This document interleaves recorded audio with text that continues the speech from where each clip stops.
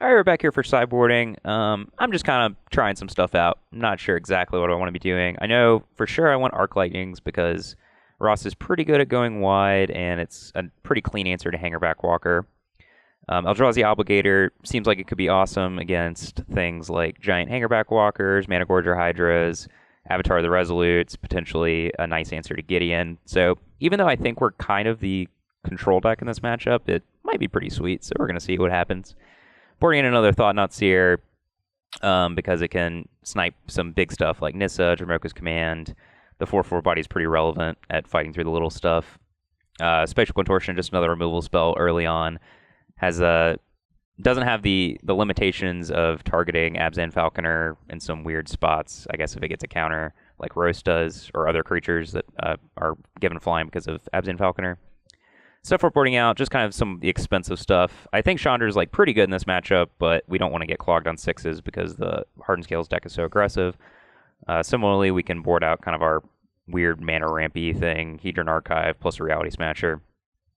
And then Bioaggregate might actually be pretty good in this matchup, but I think because we're boarding in so many 3s, I want to make sure that mana curve slot is not overstressed. So we're going to start here. From the Hardened Scale side, not doing too much sideboarding, I think Valor Stance is reasonable to good in this matchup. You want your point removal spells to kill the most powerful threats from the other side, and the skills Aggregate, Reality Smasher, and Thought-Knot, which are all of Michael's biggest creatures, and so I think it's better than Silk Wrap for that reason. It also can sometimes protect a Managorger Hydra or a big Avatar from a Roast or from a Chandra activation, and it gives us a way to pop our own Hangerback Walkers, which would have been really useful in Game 1. So I'm going to try 2. I don't want to get too overloaded on them. I want to stay as aggressive as possible. And then Gideon, I think, is a threat that matches up pretty well in this matchup. It lets me go wide if Michael's able to flood the board with Thopters, and if we're in a race, it can do a lot of good work there, just being a 5/5 or pumping my team with the Anthem ability. So I think it's a pretty good, bigger threat to bring in against the mid-range deck. And then I'm cutting 1 Managorger Hydra just to get a 3-drop out of my deck when I'm bringing Gideons. And while Hydra has a very good chance of just running away with the game, because Michael doesn't have a lot of removal spells, I think if he does, playing the Hydra on 3 is a pretty big liability, because they all kill Managorger Hydra through a Hardened Scales. So Contortion will kill it when it becomes a 3/3, Arc Lightning the same way, and then Roast, even if another spell is played. Say I play the Hydra on turn 4 and followed up with a Servant or something. And then Endless One, this is sort of the most Game 1-y card in the deck because it just contributes to a lot of the deck synergies and helps you come out really fast. And the post-board games tend to play out a little bit slower. Your opponent is more equipped to deal with those kinds of starts, and so not flooding on Endless Ones in the post-board games is a good thing. And so you tend to cut these a lot in sideboarding, and so that's what I've cut here. So stay tuned and come back for the post-sideboard games.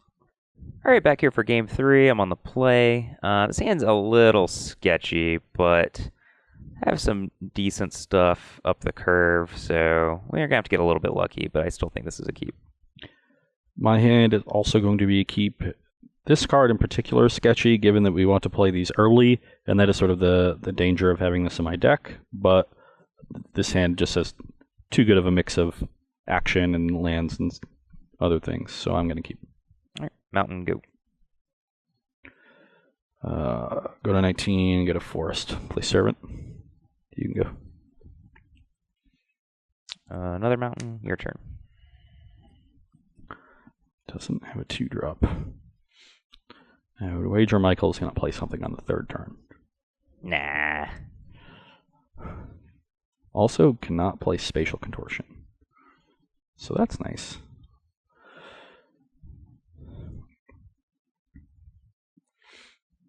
Probably should have played this line to represent Spatial Contortion. Okay, so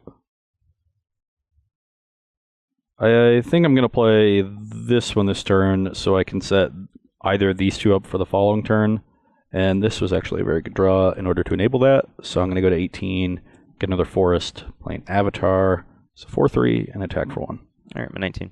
You can go. All right.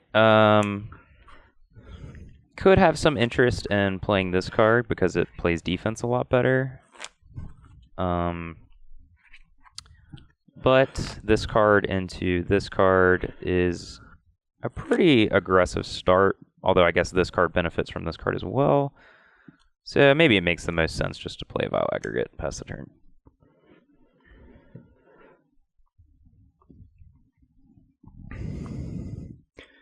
Okay. Probably just going to get Rogue's Commanded. Yeah, I just want to get that Advocate off the board. I'm going to get a... Should I get a Candy Vista or a Plains? The dreaded Plains. I still want to get a Vista. Okay. So I'll counterfight with this guy. Attack for 6. 12. You can go.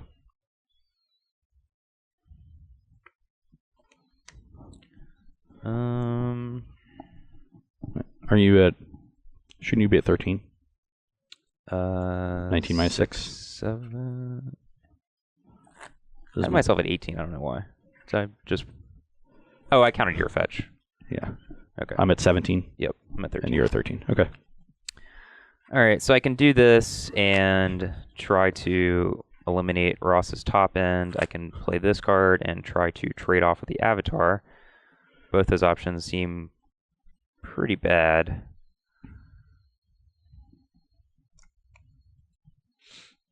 I suppose we can still afford to take a few hits for 5 over the course of the game, so I think it's probably just better just to get value off this card now. So I'm going to play Thought-Knots here.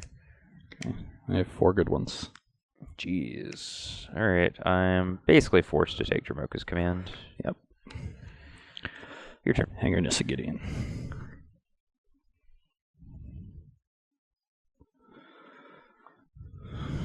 That was a good draw. Counterfight. Draw a card. Attack for 7. I'm at 6. You can go. He really basically just needs a roast. Yep. Wonder if it if it would have been better for me to attack first. And if you block, I can put a counter on Avatar, have Servant fight the Thought-Knot.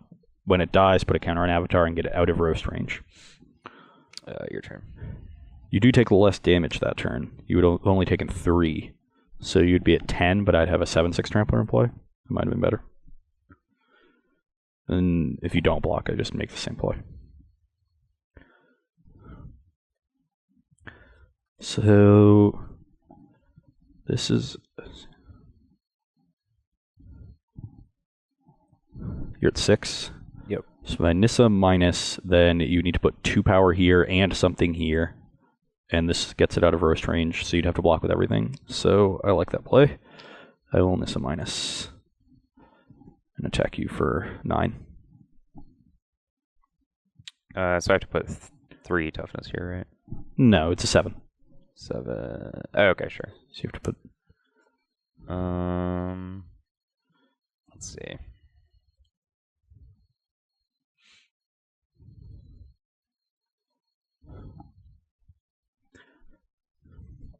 If you have Contortion, your best bet is probably putting 2 here and then trading off. And then this becomes an 8. And then if you draw roast, you just 2 for 1 yourself to kill it. Yeah, I don't have any of this thing, so I think I'm just dead. But I'm just making sure.